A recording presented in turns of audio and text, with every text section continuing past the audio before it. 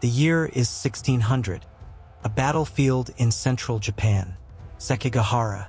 The fog has not yet lifted. Two armies, together numbering over 150,000 men, are positioned across a valley that will, within hours, become the most consequential piece of ground in Japanese history.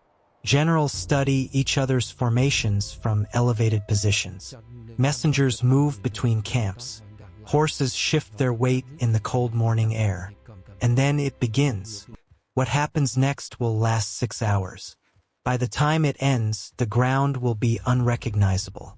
And the winners, the samurai who backed the right lord on the right morning, will inherit a Japan that their descendants will control for the next 2.5 centuries. The losers will receive something else entirely. Most people who encounter the samurai do so through a filter so thick it has become almost opaque. The honorable warrior, the living embodiment of discipline and loyalty, the man who chose death over surrender, who carried a philosophy in one hand and a blade in the other, who existed at the absolute pinnacle of human self-mastery. That image is not entirely wrong, but it is catastrophically incomplete, because the samurai were not philosophers who occasionally fought. They were warriors who occasionally philosophized.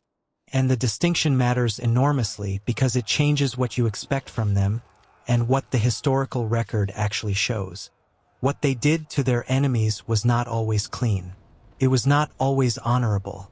It was not always consistent with the code that their own literature celebrated. It was human, violently, disturbingly, fascinatingly human. And that is precisely what makes their story worth telling honestly. To understand what samurai did to their enemies, and why it was so much more complicated than the mythology allows, you first need to understand what a samurai actually was. Not the romanticized version, the real one. And foundations have a way of showing through, no matter how much you build above them. The battlefield was an economy. That is the detail that changes everything. Because samurai were not paid salaries in the modern sense. Their advancement, their land, their status, their family's survival, depended directly on what they could prove they had done in combat. And proof required evidence. The practice was called kubi-jiken, head inspection. After a battle, samurai were expected to present the severed heads of enemies they had killed to their commanding lord. The heads were cleaned, hair arranged, sometimes cosmetics applied, and then formally presented, identified, and recorded by court officials who assigned them a value based on the rank of the defeated warrior. A foot soldier's head was worth something. A general's head was worth everything. This was not barbarism existing outside the system. This was the system, documented, bureaucratic, administered by officials whose entire job was to assess the value of the dead. But the system created a problem that nobody in the mythology ever discusses. When your advancement depends on proof of kills, when your family's future is determined by what you can present after the battle, the incentive to cheat becomes enormous. And samurai cheated. Frequently, documented, repeatedly. Heads were stolen from other warriors. Heads were taken from the already dead. Heads were occasionally taken from civilians who had the misfortune of being in the wrong place after the fighting stopped. The honor code did not eliminate this. It just meant nobody talked about it directly. There is a concept at the center of samurai culture that Western audiences almost always misunderstand. Bushido, the way of the warrior. It is treated, in popular culture, as an ancient code, something the samurai lived by from the beginning, an unbroken tradition stretching back centuries.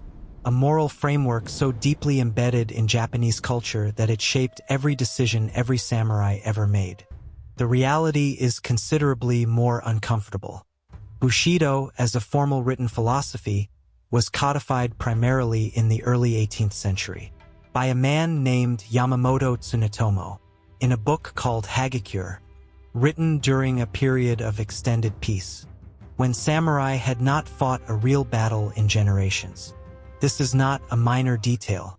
It changes the entire shape of the story, because the most celebrated articulation of samurai honor, the text that more than any other defined what the samurai were supposed to be, was written by a man who had never experienced what he was describing. A man looking backward at a warrior tradition through the particular distortion of nostalgia and political anxiety. The samurai of the Hagakure were not the samurai of Sekigahara. They were an ideal constructed in the absence of the reality. And the reality had been considerably messier. Real samurai armies committed acts that the Bushido mythology has spent centuries quietly absorbing or ignoring. Sieges that ended in the systematic destruction of civilian populations. Surrenders that were accepted and then violated. Prisoners taken not for ransom but for purposes that the formal histories record in the flattest possible language. The gap between the code and the conduct was not occasional. It was structural. Because codes of honor do not exist to describe what people do. They exist to describe what people wish they did. And that wish, that longing for a cleaner, more dignified version of violence, tells you more about the psychology of the samurai class than any battlefield record ever could. There is one practice that the samurai mythology handles with particular delicacy. Seppuku, ritual self-ending, the act of dying by one's own hand rather than accepting capture or defeat. It is presented, almost universally, as the ultimate expression of samurai honor, the final proof of a warrior's commitment to his code, because seppuku was not always chosen. And then there was the kaishakunin, the assistant, the person standing beside the condemned whose role was to end the process quickly once it had begun, a single precise strike that completed what the ritual had started. This role was considered an honor. It required the highest level of technical skill. It demanded absolute emotional control. It was performed by someone the condemned trusted, often a close friend, sometimes a student. Think about what that means in human terms. Not in ceremonial terms. Not in philosophical terms. In human terms. The samurai who performed this role did not do it once. The most skilled among them were called upon repeatedly. They built, over careers, a specific and unrepeatable expertise in a task that exists in no other military tradition in quite the same form. And they carried that with them, into peacetime, into old age, into the quiet rooms where the mythology could not follow. The samurai class was officially abolished in 1876 by the Meiji government, a modernizing administration that had looked at the feudal warrior aristocracy and made a cold calculation. That calculation was this. A nation attempting to compete with industrialized Western powers could not afford a hereditary class of armed men who owed loyalty to regional lords rather than to a centralized state. So they were dissolved. By law. Overnight. Men whose entire identity, whose family history, whose social position, whose reason for existing, had been built around the role of warrior were told by official decree that the role no longer existed. Some adapted, became politicians, businessmen, teachers. Some did not adapt at all. The last significant armed resistance came from a man named Seigo Takamori, a samurai who had helped bring the Meiji government to power and then watched it dismantle everything he had fought to preserve. In 1877, he led a rebellion that the new conscript army, farmers and merchants with rifles, men no traditional samurai would have considered worthy opponents, crushed within months.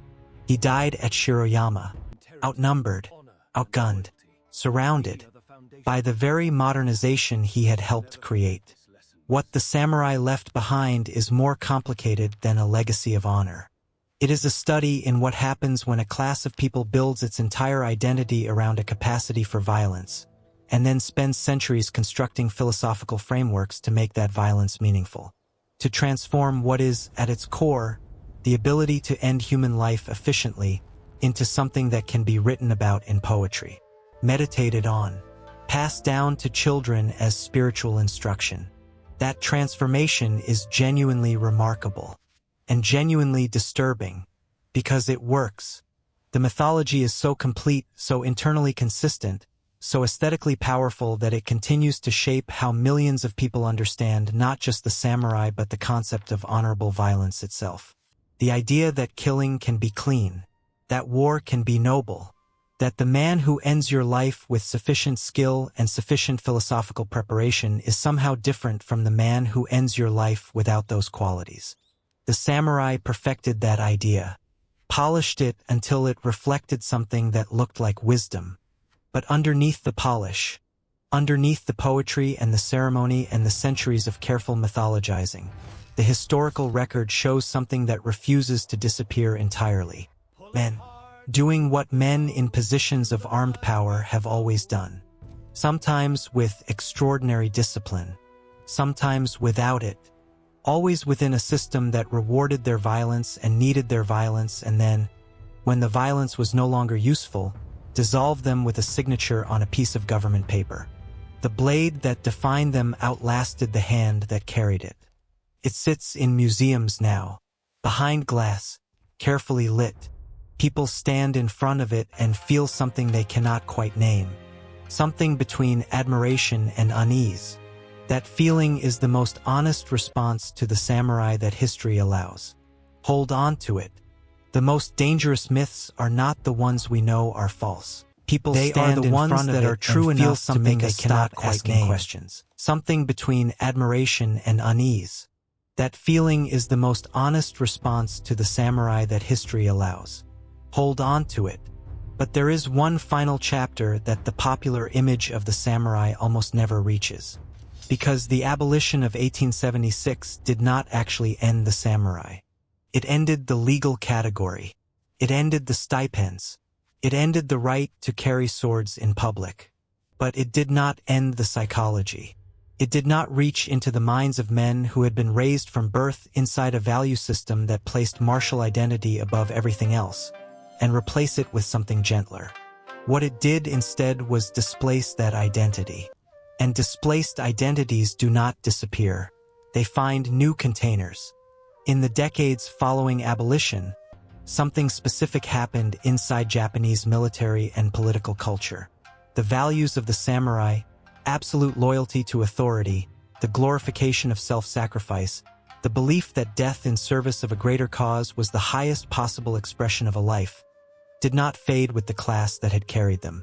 They were absorbed into the new conscript army, into the military academies that trained officers who had grown up reading the Hagakure, into a nationalist political culture that found, in the samurai mythology, a ready-made language for the kind of total, unquestioning devotion it needed from its citizens.